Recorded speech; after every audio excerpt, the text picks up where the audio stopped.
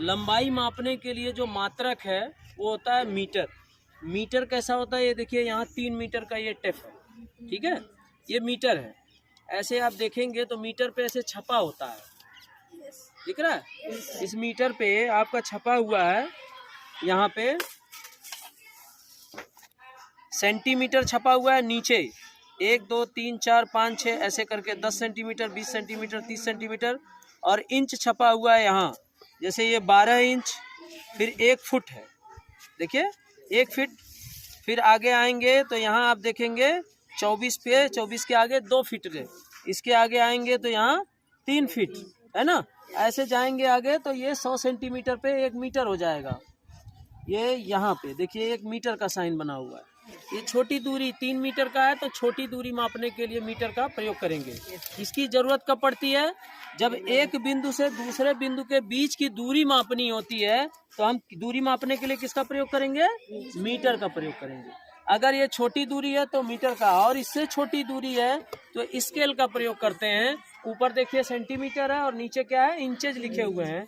1 inch देखेंगे यहाँ से, 1 इंच है, 1 इंच में ठीक है 2.54 सेंटीमीटर होता है ना। 2 पॉइंट देखिए यहाँ से, अगर यहाँ से यहाँ एक इंच है तो 1 इंच यहाँ देखिए सेंटीमीटर देखेंगे 1 सेंटीमीटर 2 सेंटीमीटर, और इसमें हाफ आएंगे 5, इसके बराबर 2.54 सेंटीमीटर बराबर कितना होता है, 1 इंच के बराबर होता है। कितना होता है, 1 इंच के बराबर होता है, ठीक।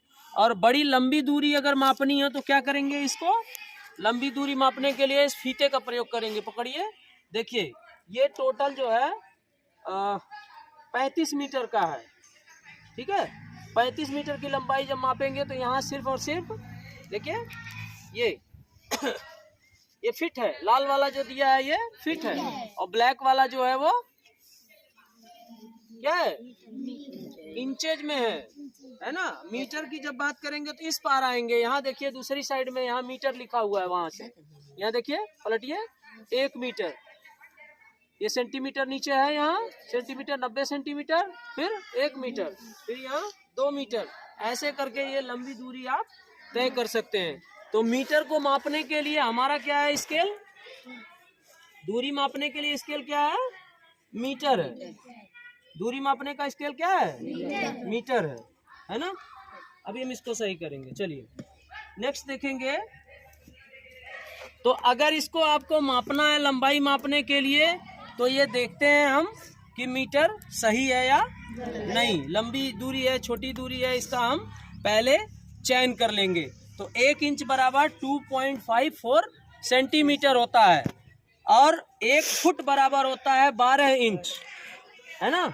जैसे यहाँ देखिए ये इंच में है, आपको इसमें दिखाया छोटे वाले में। ये फुट की बात करेंगे, 1 फुट है, यहाँ से यहाँ 1 फुट के लिए जब देखेंगे तो कितना होगा, सेंटीमीटर है। ये 12 इंच है, यहाँ देखिए 1 2 3 4 5 6 7 8 9 10 11 12 सेंटीमीटर का 1 इंच होता है, ठीक। और गज जब देखेंगे तो ये 3 फुट का 1 गज होता है। जैसे यहाँ से लगाइए 1 फीट 2 फीट, और ये यहाँ 3 फीट, ये इतना, ये 1 गज है। ये 3 फीट माने 1 गज, ठीक है। इतनी दूरी को 1 गज बोलते हैं। अब आइए हम लोग बात करते हैं कि अगर पटरी पैमाने द्वारा लंबाई मापन की सही विधि कैसे मापे। तो सबसे पहला काम है कि किसी को मापना है तो पहले क्या करेंगे, पटरी पैमाने के समय जब प्रेक्षण बहुत सावधानी पूर्वक से लिया जाना चाहिए। पैमाने को वस्तु के समांतर सटा कर रखना चाहिए। जैसे ये एक वस्तु है किताब, और ये पैमाना है, पैमाने को क्या करना चाहिए, सटा कर रखें, ताकि उस पर अंकित शून्य बिंदु जहाँ से प्रेक्षण लिया जाना है वो क्लियर हो। अब जैसे यहाँ है ये शून्य बिंदु से यहाँ टिक करेंगे, और उसके बाद फिर हम यहाँ 15 पे टिक करेंगे, तो दोनों के बीच में ऐसे लगाएंगे तो आप सही मापन पाएंगे, छोटा है तो, ठीक है। इस तरह से मापते हैं। दूसरा, आंखों की सही स्थिति लंबवत होनी चाहिए, ऐसे होनी चाहिए लंबवत, ठीक है। ऐसे सामने, ऐसा ना हो कि इधर से ऐसे देखें इधर से देखें, तो इसमें पाठ्यांक गलत आ जाता है। ठीक। तीसरा है घिसे पिटे, घिसे या टूटे पैमाने का सही माप लेने के लिए प्रेक्षण स्पष्ट खानों की स्थिति मानकर प्रारंभ करनी चाहिए। जैसे ये इंच है, इसमें घिसा पिटा है, इसमें दिख नहीं रहा है ना, तो ऐसे इंचों से आप सही माप नहीं निकाल पाएंगे क्योंकि इसमें लिखा हुआ नहीं है। अब बात हम लोग करते हैं द्रव्यमान की। किसकी बात करते हैं? द्रव्यमान की। द्रव्यमान मापने के लिए क्या करेंगे? द्रव्यमान क्या है? कोई भी वस्तु, जैसे ये एक वस्तु है, ये कोई वस्तु है, और वस्तु जहाँ पे जिस स्थान पे रखा जाता है, कोई भी वस्तु अगर वह स्थान घेरता हो और उसमें कुछ वजन हो, कुछ भार हो, तो ये क्या है? इस वस्तु का द्रव्यमान है। अब ये वजन इतना जगह घेरा और घेरने के बाद अगर इसको हम तौलेंगे तो इसका कुछ ना कुछ वजन आएगा। तो अब द्रव्यमान का मापन हम कैसे करेंगे, इसको देखेंगे। किसी वस्तु में पदार्थ का जितना परिमाण यानी मात्रा होता है, उस वस्तु का, उसे क्या कहेंगे? वस्तु का द्रव्यमान कहलाता है। जैसे मान लीजिए ये घड़ी है, अगर हम इसको देखेंगे कितना वजन है तो इसका द्रव्यमान घड़ी का कितना निकलेगा, ये उससे पता लगेगा। द्रव्यमान के मापन के लिए मात्रक क्या होता है? किलोग्राम होता है। जैसे हमारे पास किलोग्राम नहीं है लेकिन ये ग्राम में है। 500 ग्राम और 500 ग्राम दोनों को एक साथ मिला देंगे तो 1000 ग्राम होगा। 1 किलोग्राम बराबर 1000 ग्राम होता है। और हम ये तराजू मापन है ना, ये तराजू है, इससे हम माप लेते हैं। इस तरह से यहाँ पकड़ेंगे और इसके माप लेंगे। अब दोनों को ऐसे रखेंगे तो पहले देखेंगे, चेक करेंगे दोनों आधा आधा बराबर है कि नहीं है। तो ये देखिए दोनों क्या है? बराबर हैं, है ना। तो बराबर है, तो अगर इससे हम किसी को मापना है, जैसे इस घड़ी को अगर मापना है हमको, तो घड़ी को इसके अंदर हम ऐसे डाल देंगे और देखेंगे कितना वजन है। आधा किलो यानी 500 ग्राम से ज़्यादा है, 200 ग्राम और लगा देंगे तो ये 700 ग्राम की घड़ी है। कितनी है? 700 ग्राम की घड़ी है। तो अब इसका मात्रा क्या निकला?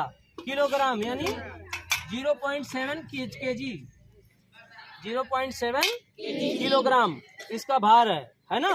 इसे संक्षिप्त में केजी से प्रदर्शित करते हैं। के स्मॉल लेटर और स्मॉल जी, केजी से प्रदर्शित करते हैं। जैसा कि इसमें लिखा भी है कि 1 किलोग्राम बराबर होता है 10 हेक्टेयर, लेकिन 1 किलोग्राम बराबर अगर ग्राम में करेंगे तो वह 1000 ग्राम होता है। यहाँ देखिए ग्राम लिखा हुआ है, देखिए इसमें कितने ग्राम लिखे हुए हैं? 500 ग्राम, है ना। ग्राम को अंग्रेजी में यहाँ जी भी लिखा गया है और ग्राम हिंदी में भी लिखा है। यहाँ देखो ग्राम हिंदी में भी लिखा हुआ है। अगर ये दोनों को मिला देंगे 500 ग्राम तो कितना हो गया? 1000 ग्राम। और 1000 ग्राम बराबर ये कितना हुआ? 1 किलोग्राम, है ना।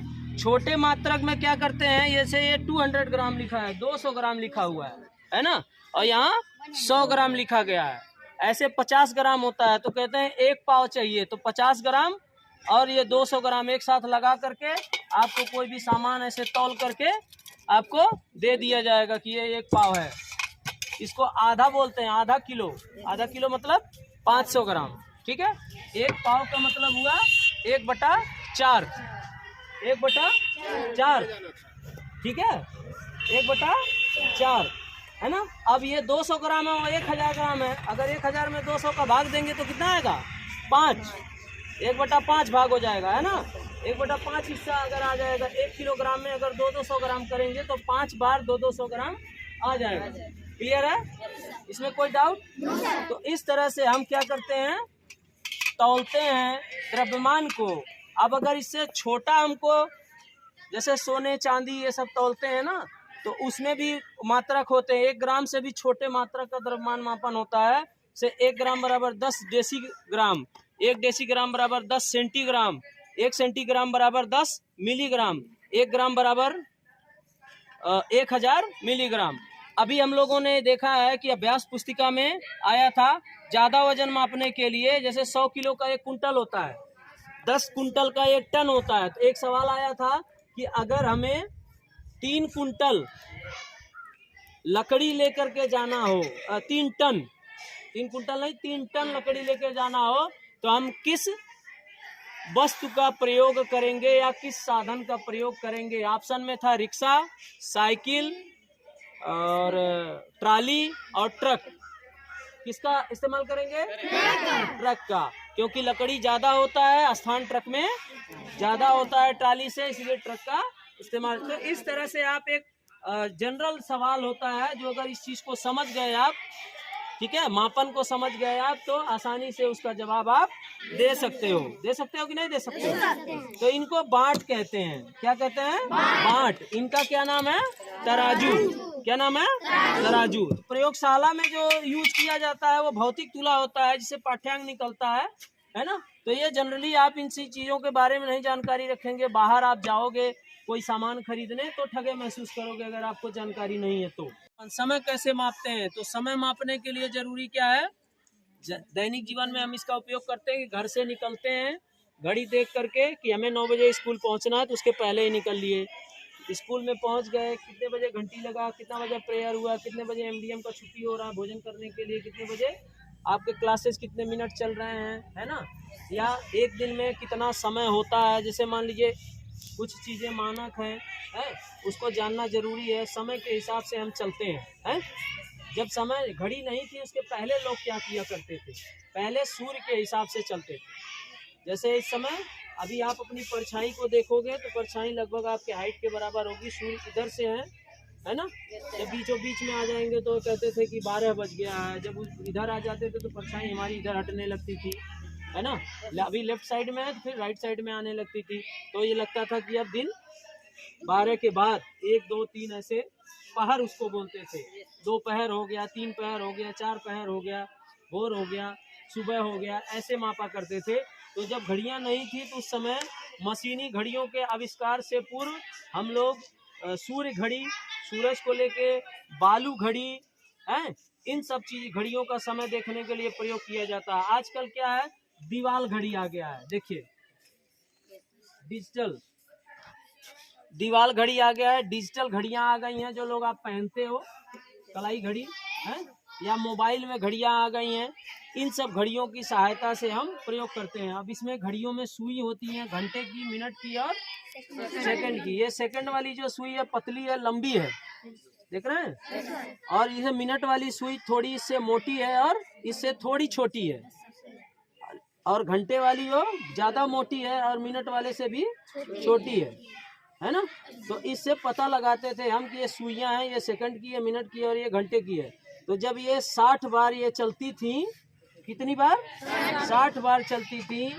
1 मिनट में 60 सेकंड होता है। ये ऐसे घूमता है, 60 बार हो जाता है, क्योंकि एक खाना इसका 5 सेकंड का है। देखिए ये 5 बार है, तो ये 12 है, 12 पचे 60। तो 12 में 5 का गुणा करेंगे तो 60 सेकंड आ जाएगा। ऐसे मिनट का जब एक बार चलता है पूरा, तो 1 घंटे में 60 मिनट होता है ना।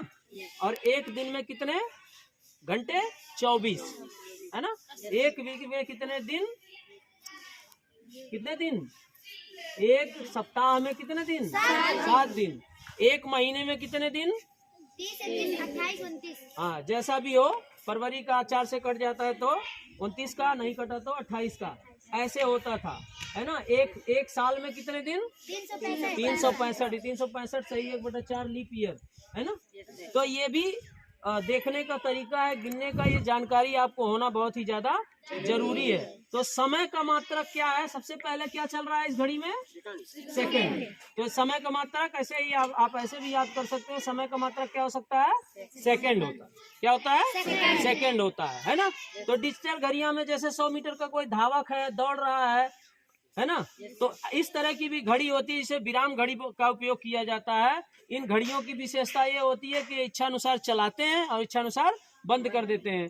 अभी आप दौड़ोगे घड़ी, इससे अगर हम देखेंगे तो कितना मिनट, कितना मोमेंट हुआ ये नहीं पता चलेगा। लेकिन अगर हम स्टॉप वॉच, विराम घड़ी से अगर देखेंगे तो एग्जैक्ट पता चल जाएगा कि कौन कितना ज्यादा तेज दौड़ा, कौन कम दौड़ा। अभी प्रैक्टिकल हम लोगों ने एक किया था दौड़ का, तो जिसमें हमने देखा कि करिश्मा जो है दौड़ी 16 पॉइंट कुछ मोमेंट में, दोबारा दौड़ाया गया तो ये 14 पॉइंट कुछ मोमेंट में, यानी इनके दौड़ने में कुछ सुधार हुआ। ऐसे लगातार अगर प्रयास करेंगे तो और भी ज्यादा सुधार हो सकता है। तो ये हमारा है लंबाई मापन, द्रव्यमान मापन और समय मापन। इसमें कोई किसी को दिक्कत है तो पूछ लो, कोई समस्या है तो पूछ लीजिए। है समझ में आ गया? क्लैप्स गो।